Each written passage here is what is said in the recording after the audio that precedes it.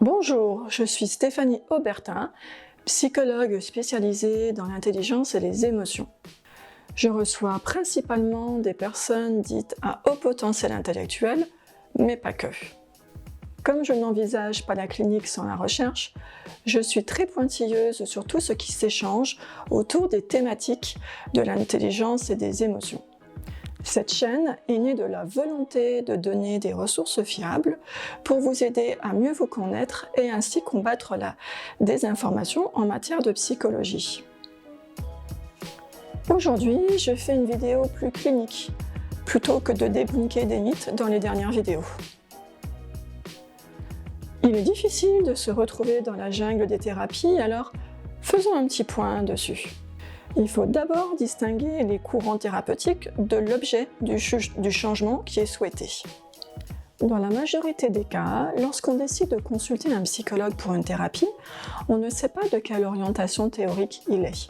Souvent, on le choisit un peu au hasard dans l'annuaire. L'orientation théorique ou courant thérapeutique est en quelque sorte l'école de pensée du psychologue. Vous avez au moins entendu parler des psychanalystes ou des psychologues TCC. Eh bien, ce sont deux orientations théoriques différentes parmi la jungle des psychothérapies. Pour expliquer simplement, l'orientation théorique d'un psychologue concerne la théorie sur laquelle il s'appuie pour expliquer le fonctionnement et le comportement d'une personne. Cette théorie propose ensuite un modèle d'intervention, c'est-à-dire comment aider la personne à aller mieux ou à faire face à ses difficultés. Il existe 4 grands courants thérapeutiques.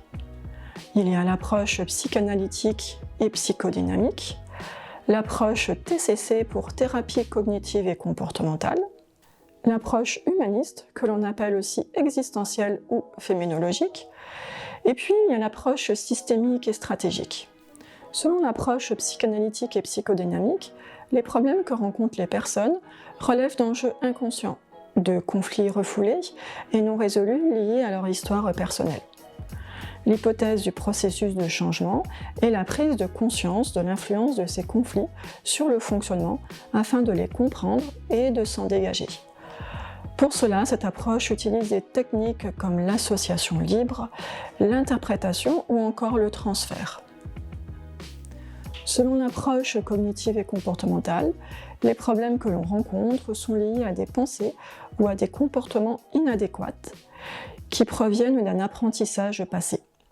Ici, le terme apprentissage est apprendre au sens large du terme. Par exemple, une personne a appris, à travers différentes situations et interactions sociales, qu'elle était nulle. Cela ne veut pas dire que c'est vrai, mais elle a appris. Cette approche utilise différentes techniques et stratégies afin d'aider la personne à modifier ses comportements, ses pensées et ses émotions. L'approche humaniste envisage les difficultés psychologiques comme étant une question existentielle. Selon cette approche, l'être humain possède en lui les ressources nécessaires pour se réaliser. Le professionnel qui utilise l'approche humaniste cherche à amener la personne à devenir consciente de ses difficultés, à les comprendre et à prendre ses propres décisions dans le but d'agir en fonction de ce qu'elle est et de ce qu'elle ressent. Il utilise principalement comme moyen de changement la relation thérapeutique, c'est-à-dire la relation qui se crée entre le thérapeute et son patient. Enfin, l'approche systémique et stratégique considère les difficultés ressenties comme provenant des interactions entre soi et l'entourage. Elle s'intéresse à la nature et à la complémentarité des interactions. L'objectif de cette approche est de modifier les relations entre la personne et son entourage. Elle utilise différentes techniques, comme des recadrages, afin de changer les visions du monde. Parce que lorsque l'on voit les choses différemment, on se comporte différemment. Et ce nouveau comportement entraîne un comportement différent de l'entourage. Les relations interpersonnelles deviennent alors plus apaisées. Plusieurs thérapies peuvent appartenir au même courant thérapeutique, car des thérapeutes différents ont tenté de créer leur propre thérapie avec leurs outils de changement. Il n'est pas rare de voir une quinzaine de thérapies différentes au sein d'une même approche, ce qui complique bien évidemment la compréhension des choses. Comme vous pouvez le voir sur ce schéma, issu du livre « L'approche thérapeutique en psychothérapie » de Maximilien Bachelard. On vient de voir les 4 grands courants théoriques qui ont des visions différentes du fonctionnement humain et de son changement. Ces courants sont à replacer bien évidemment dans leur contexte historique d'apparition. On peut aussi appréhender les thérapies, ou plutôt les techniques thérapeutiques, selon l'endroit où elles interviennent dans le processus émotionnel. C'est vrai que lorsqu'on contacte un psychologue et qu'on souhaite engager une thérapie, c'est parce que nos émotions nous font souffrir. Et même si on souhaite avoir plus confiance en soi, si on se plaint de la manière dont on nous traite, si on se sent en décalage, si on a un syndrome de l'imposteur ou des tas d'autres choses, il s'agit toujours d'émotions que l'on souhaite se débarrasser pour être plus libre. Comme je le disais dans une autre vidéo que vous trouverez normalement par ici, une émotion ne vient pas de nulle part. Un événement aura toujours un certain sens pour nous parce qu'on l'interprète d'une certaine façon. Cette interprétation est en lien avec nos expériences passées. En fait, c'est à partir d'expériences fortes ou d'expériences répétées et pertinentes que l'on construit une compréhension du fonctionnement du monde, des autres et de nous-mêmes, de notre identité. Lorsqu'un stimulus de l'environnement, ou alors une pensée, un souvenir ou une sensation corporelle émerge, il peut créer de manière très automatique une réaction émotionnelle par le biais d'associations. Ce système automatique active donc des associations entre des concepts, des réactions émotionnelles et des comportements. C'est ainsi que la réaction émotionnelle naît. Si le déclenchement d'une émotion provient d'une interprétation qui est en lien avec notre expérience passée, la rapidité avec laquelle cette émotion se déploie, ainsi que son intensité, dépend de facteurs biologiques et génétiques. Certaines personnes ont très rapidement une forte émotion, alors que d'autres ont une émotion moins forte, ou alors tout aussi forte, mais qui se déclenchera beaucoup plus progressivement. Ensuite, lorsqu'une émotion est à son apogée, que fait-on ? 2 options possibles. Soit on s'en veut, on culpabilise de cette première émotion et on se crée une deuxième émotion. C'est exactement à ce niveau-là que je vous disais dans la vidéo sur l'hypersensibilité que le fait de se mettre cette étiquette faisait du bien parce que justement l'étiquette d'hypersensibilité ou une autre déculpabilise et empêche la deuxième émotion que certaines personnes peuvent avoir. Toujours dans cette deuxième réaction, et surtout dans le cas des émotions positives, on peut vouloir les faire perdurer. Soit on souhaite réguler l'émotion à la baisse en utilisant différentes techniques qui fonctionnent plus ou moins. Pour en revenir au type de thérapie, il y a des techniques thérapeutiques qui vont s'attacher au contenu des expériences passées en changeant les associations automatisées. Et d'autres vont traiter la réponse émotionnelle en elle-même en travaillant sur les processus. Et parmi les techniques qui visent le processus émotionnel, une fois que l'émotion a été déclenchée, on peut identifier 2 types. Le premier travaillera sur la réactivité et le deuxième sur la régulation de l'émotion. Pour préparer cette vidéo, j'avais commencé à faire un tableau des stratégies en tentant de les classer selon qu'elles s'attaquent au contenu ou au processus. Le truc, c'est qu'une thérapie peut utiliser des techniques qui interviennent dans les 3 stades de la réaction émotionnelle. Ainsi, dans les thérapies cognitives et comportementales, certaines thérapies ou alors des techniques visent à réguler l'émotion, d'autres s'intéressent à baisser la réactivité émotionnelle, et les dernières ambitionnent le changement du contenu qui a créé l'émotion. Par exemple, les techniques de relaxation et de respiration de ce courant thérapeutique, les TCC donc, traitent de la régulation de l'émotion. Les techniques d'immersion et de désensibilisation ont un impact sur la réactivité émotionnelle. Même chose pour la diffusion cognitive des pensées ou l'acceptation utilisée dans la thérapie d'acceptation et d'engagement. Même chose encore pour le MDR ou alors pour le neurofeedback qui font baisser la réactivité émotionnelle.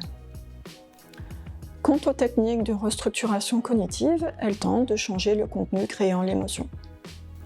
Les techniques appartenant à l'approche systémique et stratégique utilisent souvent des recadrages qui permettent un changement des visions du monde et donc du contenu créant l'émotion. Elles utilisent aussi les injonctions paradoxales qui permettent, via ce qu'elles appellent une expérience émotionnelle correctrice, de changer aussi le contenu des associations en mémoire qui déclenchent l'émotion. elles peuvent aussi s'attaquer à la réactivité à travers des tâches d'imagination. En ce sens, elles se rapprochent de la désensibilisation des thérapies cognitives et comportementales. Pour les thérapies humanistes, elles utilisent des techniques qui changent le contenu, par exemple en changeant de perspective au travers de l'exercice des 2 chaises. Elles peuvent également intervenir à d'autres niveaux, comme sur la réactivité émotionnelle, grâce au focusing, qui permet aussi une meilleure écoute et compréhension de soi. Il y a dedans les techniques de la sophrologie qui s'attellent pour leur part à la régulation de l'émotion. Enfin, les dernières, c'est les thérapies psychanalytiques et psychodynamiques qui visent un changement du contenu par le biais d'un insight qui est une sorte de révélation. Mais la technique précise du changement lui-même n'est pas contrôlée par ce type d'approche. Il apparaît même plutôt de manière inattendue. Il n'est pas rare, en effet, que l'on comprenne en détail d'où viennent nos problèmes, mais que le changement émotionnel ne se crée pas. J'espère ne pas avoir dit trop de bêtises concernant les techniques et leur lieu d'intervention dans le processus émotionnel des différents courants thérapeutiques, car je ne suis pas spécialiste de l'ensemble de ces courants. Mon objectif est de vous avoir donné quelques billes pour comprendre le processus émotionnel et les techniques utilisées en thérapie. Et maintenant, vous allez me dire, mais comment choisir et que faut-il choisir? Eh bien, comme d'habitude, je vous dirais, ça dépend. Si vous n'avez pas de schéma comportemental particulier, c'est-à-dire si vos interprétations et émotions sont variées, vous pouvez utiliser les techniques de régulation émotionnelle. Vous en aurez besoin toute votre vie, c'est un peu comme une hygiène de vie. En revanche, si vous avez un ou plusieurs schémas cognitifs, émotionnels et comportementaux, c'est-à-dire si vous avez une manière particulière d'interpréter, de réagir émotionnellement et de vous comporter dans diverses situations, il vaudra mieux travailler le contenu qui crée l'émotion. Par exemple, si vous avez tendance à être susceptible et à prendre mal les choses dès que l'on vous fait une remarque, si vous avez tendance à vous mettre en couple toujours avec des personnes toxiques, si vous avez un syndrome de l'imposteur, si vous êtes très sévère envers vous-même, etc. Bref, si vos interprétations ont tendance à être les mêmes et que cela crée une émotion qui ensuite vous empêche d'agir librement, alors c'est au niveau du contenu qu'il faut agir. Si votre réactivité émotionnelle est très forte, il faudra utiliser les techniques thérapeutiques qui ciblent cet endroit du processus émotionnel. Dans ce cas, les techniques pourront être utilisées conjointement ou en amont des techniques visant le contenu. Personnellement, lorsque je reçois une personne qui a une forte réactivité émotionnelle, je l'envoie d'abord faire du neurofeedback pour que son cerveau ne réagisse pas si vite et si fortement, et ensuite seulement j'attaque une thérapie visant à changer le contenu. Je peux aussi utiliser de manière ponctuelle d'autres techniques de régulation de l'émotion ou encore des techniques visant une désensibilisation des pensées, des sensations physiologiques de l'émotion, c'est-à-dire la réactivité, donc en utilisant des outils de pleine conscience ou la thérapie d'acceptation et d'engagement. Par contre, les protocoles et les boîtes à outils, c'est vraiment pas mon truc parce que ça manque de personnalisation. Enfin, selon moi. Et j'ai beaucoup tâtonné avant de fonctionner comme ça. Sur ce, je vous dis à bientôt pour une prochaine vidéo.